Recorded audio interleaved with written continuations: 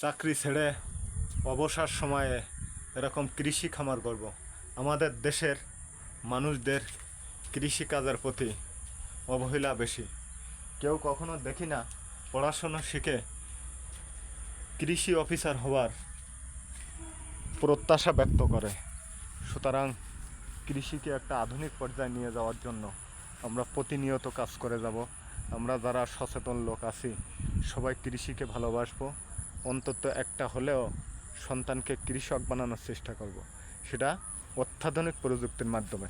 চায়নাদের মতো, চায়নারা কৃষিকে অনুন্নত পর্যায়ে নিয়ে গেছে, যারা পাহাড়ের উপর বিভিন্ন ধরনের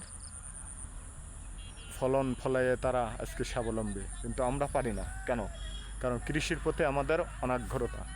আজকে যদি আমরা কৃষিকে একটা ভালো সম্মানের জায়গায় নিয়ে যাই, তাহলে তো আমরা খালি কৃষক হিসাবে নয়, বাংলাদেশকে একটা সুন্দর পর্যায়ে নিয়ে যেতে পারবো।